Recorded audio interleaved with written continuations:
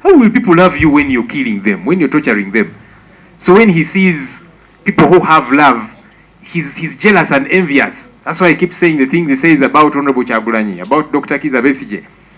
We have an annual Kabaka birthday run. So when he sees the love that the Kabaka has, thousands of people showing up for his run, he also decided to start a birthday run for himself.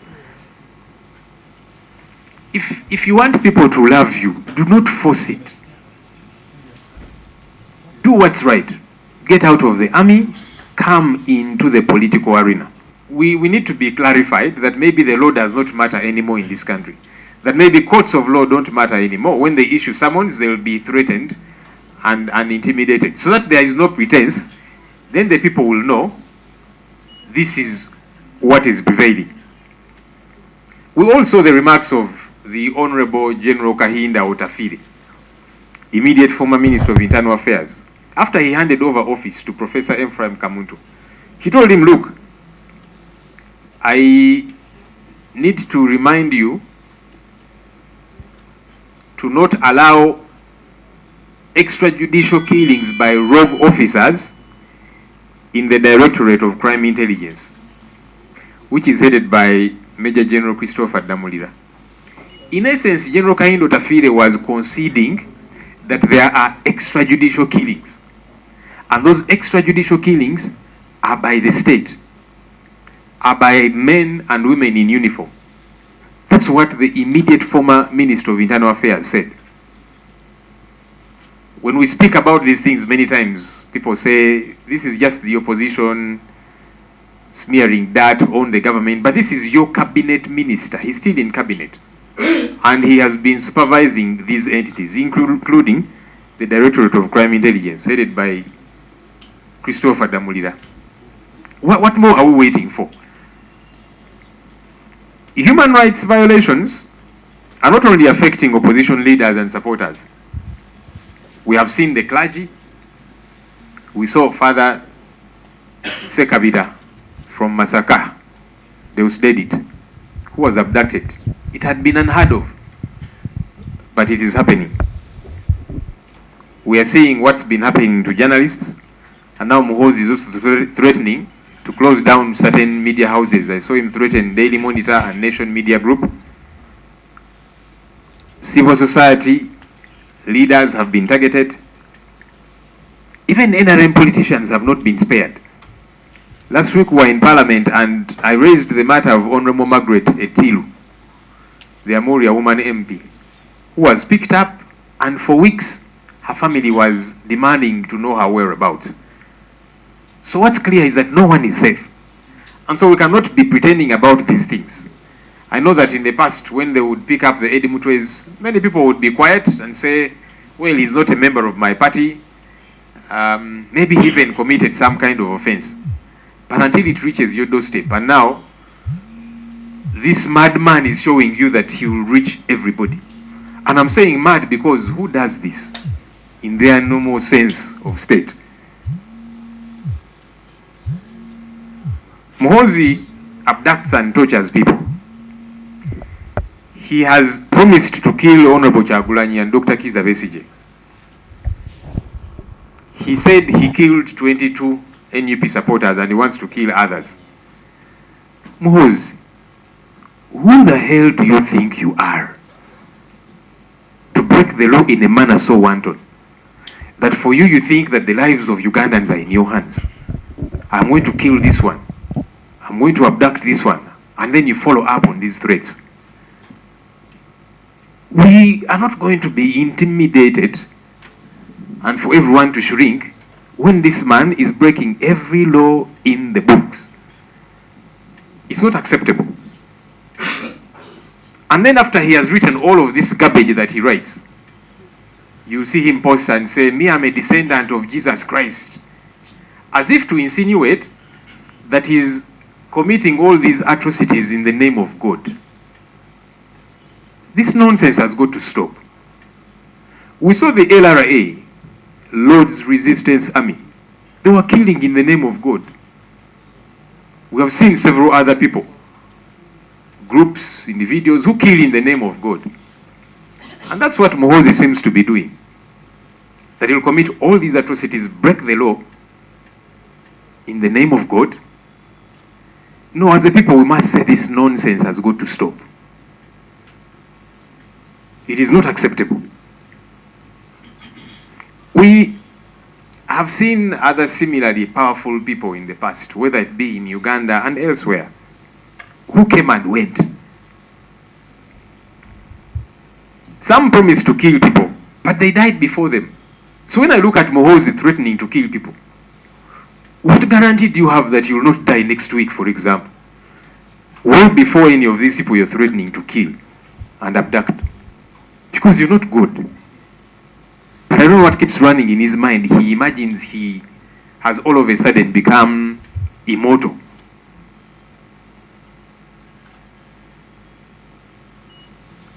I've seen leaders, including members of parliament, who say Muhoozi is their leader, and they sing his praises, even when he breaks the law in a wanton manner.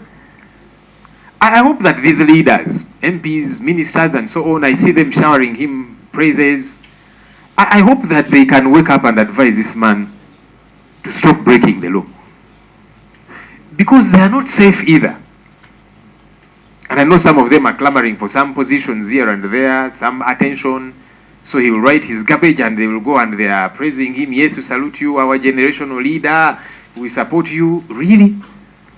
What guarantee do you have that you are safe yourselves? Because as we have told you, even NRM folks are not safe. The generals that Muhoozi commands, some of whom he has said were his friends and so on, they're not safe either. We have seen how he has abducted them, held them without trial for very long periods of time. And then afterwards, he says, I have sat with this person and I have forgiven him. So you who are singing praises of this man, what guarantee do you have that tomorrow he will not be pouncing on you? Because he has done that to everybody around him. He has total disregard for the rule of law. And you're there, our generational leader. Advise him to do the right thing. Because you are not safe either. I hope that these people can wake up to these realities.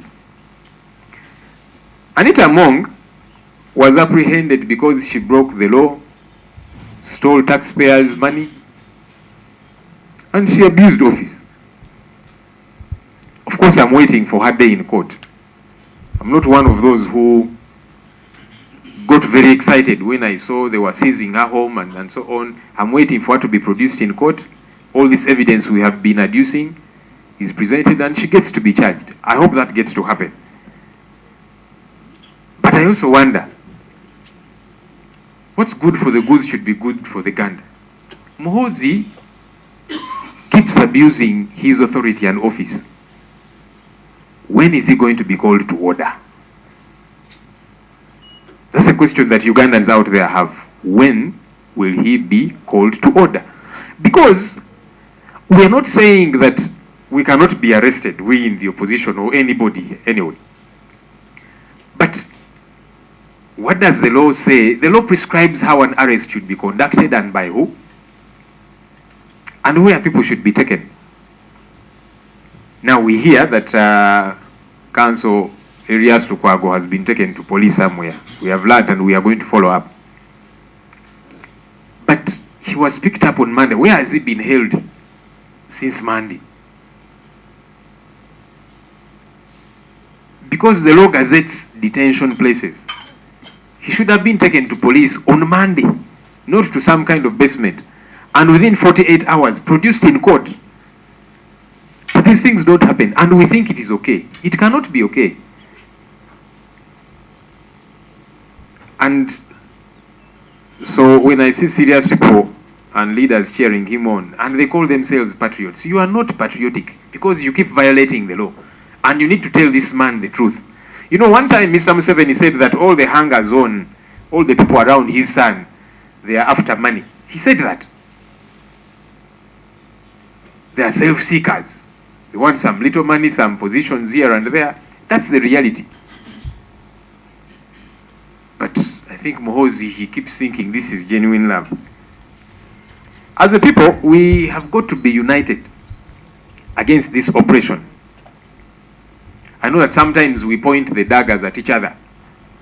So and so you have not done enough, so and so you have not done enough. We need to place the problem where it lies. We need to demand for accountability from the perpetrators of these ills, not going after each other, because I've seen some of that petty talk. This person, you have spoken just once, you have not spoken enough, you have not done enough. Can we target the real culprits? Because that's what they want us to do. They want us to come after each other as a people. They are the ones we ought to be targeting on a daily basis. So the culprits are the regime. It is Muhoozi. Those are the people we should be blaming, not blaming each other. Because now if they pick up one of us, then we begin to blame each other. But we know who is holding the person. That's where we should target all our energies. And so we ask the arms of government to take action against these violations, to take action against this plummeting disregard for the rule of law. The executive, I hope you don't think you're safe, you ministers, because you've seen Muhoozi say, this one I have appointed, this one I have appointed. So what happens if he's angry with you? What guarantee do you have he will not pick you from your home? And so you need to be concerned either as well. The legislature, where we belong. I've seen that there are many MPs who belong to PLU. Of course, it's your right, freedom of association. I hope though PLU is a legal entity because it's headed by a serving military officer who by law is not allowed to do politics. And that's why we are telling this coward Muhoozi, put off our uniform, come down to the political arena. Because you're settling political scores using the office that you occupy. That's not right. If you want a political fight, resign from the army. Start a political party. And then let's go down to the grassroots. That's how politics is done. Not you are annoyed with this political figure and so you decide to use the office you occupy as army commander to go after them, abduct them, torture them. That's what cowards do. Not generals. Real generals. They don't behave that way. It's cowards who do that. So stop being a coward. Because you're all over the place, you're looking for attention saying, Ugandans, how many of you love me? How many of you will vote for me as president? You resign. And then come to the political arena where we are. We all go and face the people and convince them. It's very cowardly of you to use the office that you occupy to try and settle political scores, to try and pursue an ambition. You're dying to be loved. How will people love you when you're killing them, when you're torturing them? So when he sees people who have love, he's jealous and envious. That's why I keep saying the things he says about Honorable Kyagulanyi, about Dr. Kizza Besigye. We have an annual Kabaka birthday run. So when he sees the love that the Kabaka has, thousands of people showing up for his run, he also decided to start a birthday run for himself. If you want people to love you, do not force it. Do what's right. Get out of the army, come into the political arena. A close to Mr. Muhoozi. In fact, he appointed them his special envoys to Parliament. And they wrote back acknowledging and saluting him, our leader. Yes, we accept the deployment. Of course, it confused me because the Speaker of Parliament is number 3 in the country. Now, how does an army commander deploy a Speaker of Parliament? There is no place for it in the law. If he wants to start a political party, that's okay. Resign from the army, start a political party, recruit whoever you want to recruit. Because in Parliament, we belong to different political parties. But this confused me.